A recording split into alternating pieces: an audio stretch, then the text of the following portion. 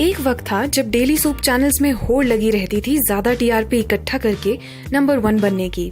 जैसे जैसे daily soap channels boring होते गए, सीरियस न्यूज चैनल्स टीआरपी की तरफ भागने लगे।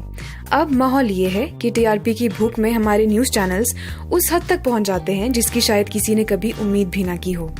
अरे रिया चक्रवर्ती बोलती है ड्रग दो, मुझे ड्रग्स दो। वो कहती है मुझे ड्रग दो। शुरू करने से पहले सब्सक्राइब बटन को क्लिक करें और बेल आइकन को दबाएं हमारी कोई वीडियो मिस ना करने के लिए। आज हम बात करेंगे 5 ऐसे इवेंट्स की जब न्यूज चैनल्स ने अपनी और जर्नलिज्म की रेपुटेशन की परवाह ना करते हुए काफी लाइंस क्रॉस कर दी। 26/11 अटैक्स न सिर्फ इंडिया बल्कि पूरी दुनिया को हिलाकर रख देने वाले 2008 के मुंबई अटैक्स आज भी दिल दहला देते हैं। 26 नवंबर से 29 नवंबर तक चले अटैक्स में लश्कर-ए-तैयबा ने 12 जगहों पर शूटिंग और बॉम्ब ब्लास्ट्स करके 174 लोगों की जान ले ली। मुंबई पुलिस ने इन अटैक्स के शुरू होते ही बहादुरी की मिसाल पेश की और होटल ताज के अलावा बाकी 11 जगहों से टेररिस्ट्स को मार भगाया। होटल ताज में नेशनल सिक्योरिटी गार्ड्स ने ऑपरेशन ब्लैक टॉर्नेडो कंडक्ट करके अटैक्स को खत्म किया। इस सब के दौरान न्यूज चैनल्स के माध्यम से पल पल की खबर हम सब तक पहुंचती रही। जहां एक तरफ हम सब अपने टीवी सेट्स पर आंखें गड़ाए बैठे रहे, वहीं दूसरी तरफ टीवी जर्नलिस्ट्स ये भूल गए कि उनका सिक्योरिटी फोर्सेस के प्लान को पल पल रियल टाइम में न्यूज चैनल्स पर ब्रॉडकास्ट करना एक बहुत बड़ी चूक रही, क्योंकि इस इन्फॉर्मेशन का फायदा टेररिस्ट्स और उनके हैंडलर्स को भी मिल रहा था। बहुत सी ट्रांसक्रिप्ट्स में टेररिस्ट्स और उनके हैंडलर्स इंडियन मीडिया और उनके द्वारा दी जा रही इन्फॉर्मेशन की बात करते हुए और अपने प्लान्स उस इन्फॉर्मेशन के बेसिस पर इम्प्रोवाइज करते हुए पाए गए। सुप्रीम कोर्ट ने मुंबई अटैक्स की अपनी जजमेंट में एक पूरा सेक्शन मीडिया की केयरलेसनेस को डेडिकेट करते हुए ये कहा कि मीडिया ने प्रोटोकॉल्स फॉलो ना करके न सिर्फ ऑपरेशंस में प्रॉब्लम्स क्रिएट की बल्कि हॉस्टेजेस और अपनी जान भी खतरे में डाली। विंग कमांडर अभिनंदन वर्तमान कैप्चर।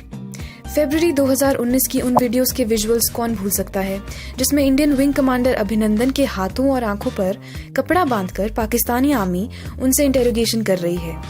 ये वीडियोस न्यूज चैनल्स पर देखते ही हर हिंदुस्तानी का खून खौल उठा था, लेकिन जिस बहादुरी और आत्मविश्वास से अभिनंदन जवाब दे रहे थे उसे देखकर सबका सर फक्र से ऊंचा भी हुआ। उन्होंने पाकिस्तानी ऑफिशियल के कई पर्सनल और प्रोफेशनल सवालों का जवाब देने से मना किया। पाकिस्तानी आर्मी के ऑफिशियल्स ने जब अभिनंदन से पूछा कि वो इंडिया में कहाँ के रहने वाले हैं, तो अभिनंदन ने बस इतना कहा कि वो साउथ से हैं और एग्जैक्ट लोकेशन बताने से प्रोटोकॉल्स और प्रोसीजर्स के कारण इनकार किया। So wing commander, you hail from which place in India? Am I supposed to tell you this, Major? I'm sorry. I'm from down south. You're from down south? Yeah.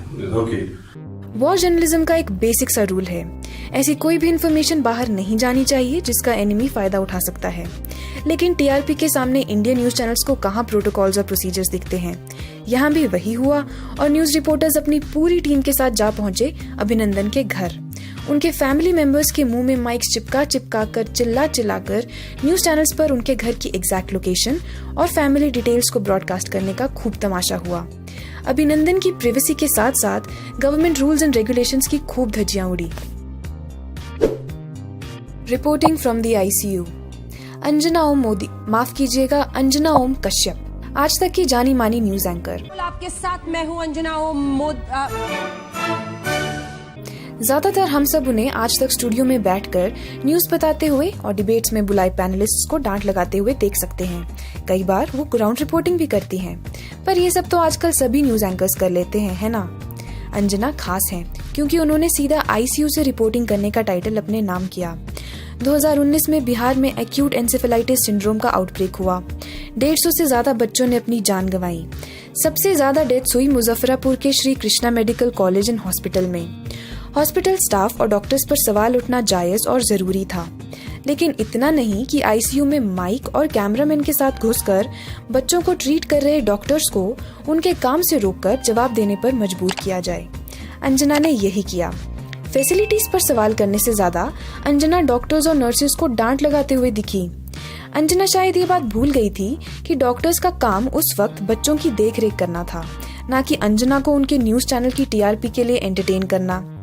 गौर करने लायक है कि वो खुद डॉक्टर को कहते हुए दिखती हैं कि बच्चा वेट कर रहा है, उसकी हालत खराब है, लेकिन माइक डॉक्टर के मुंह में लगाकर उन्हें रोके रखने की कोशिश भी करती हैं। ना आईसीयू में जाने के रूल्स, ना जर्नलिज्म के एथिक्स और ना बेसिक ह्यूमैनिटी। टीआरपी का चश्मा लगाकर उन्हें कुछ नहीं दिखा। Sridevi death case. 2018 में इंडियन फिल्म इंडस्ट्री ने एक टैलेंटेड एक्ट्रेस को खोया, इंडियन ऑडियंस ने एक सुपरस्टार को, लेकिन सबसे ज्यादा खोया इंडियन मीडिया ने। Sense, logic, ethics, moral boundaries, काफी कुछ। न्यूज चैनल्स ने श्रीदेवी की मौत के कुछ घंटों के अंदर ही अलग अलग किस्म की कॉन्स्पिरेसी थ्योरी शुरू कर दी, जिसमें डिप्रेशन से लेकर उनके पति बोनी कपूर द्वारा उनका मर्डर किए जाना शामिल था। हर चैनल के बैकग्राउंड स्क्रीन पर बाथटब था, कुछ बाथटब्स के पास वाइन बॉटल्स थी तो कुछ बाथटब्स के पास बोनी कपूर खड़े दिखाए गए। डरावना या फिर सैड म्यूजिक बैकग्राउंड में चलता था और फोरग्राउंड में एंकर्स अपनी अपनी कॉन्स्पिरेसी थ्योरीज को जस्टिफाई करते थे। सबसे ज्यादा शर्मनाक होते थे टाइटल्स, मौत का बाथटब, शराब के नशे में चली गई दुनिया से चांदनी। कुछ चैनल्स तो सीन रिक्रिएशन तक करने लगे थे। प्राइम टाइम न्यूज डिबेट्स तक श्रीदेवी की डेथ पर होने लगे, जिसमें पैनलिस्ट्स बैठकर डिस्कस करते थे श्रीदेवी का so called lifestyle, including botox injections, alcohol addiction, depression etcetera.